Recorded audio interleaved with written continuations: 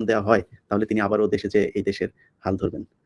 বীর যোদ্ধা, আপনাকে অসংখ্য ধন্যবাদ। আপনার অনেক ব্যস্ততার মাঝে আমাদেরকে সময় দিয়েছেন।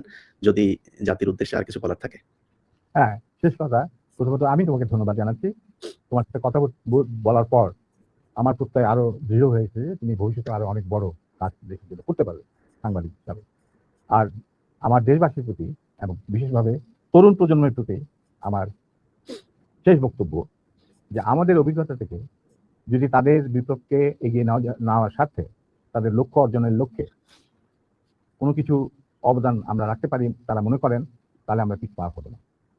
আমরা সারা জীবন দেশ আর দেশের মাটি এবং মানুষের জন্য যা করার করেছে, নিজেদের জন্য কিছুই করি। চাকরিবাজার কথাটা না হয় বাদই দিলাম।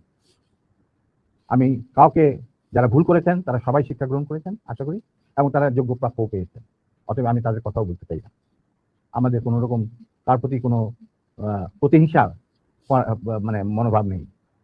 যার মতো কাজ করেছেন আল্লাহ তার বিচার করবেন, এবং বিচার হয়ে গেছে, কিছু বিচার বাকি রয়ে গেছে, তা আল্লাহ করবে।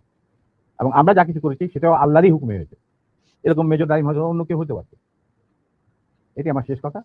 আমি তোমার মাধ্যমে তোমার যারা আমার এই কথা শুনছেন তাদের সবাইকে আন্তরিক ধন্যবাদ।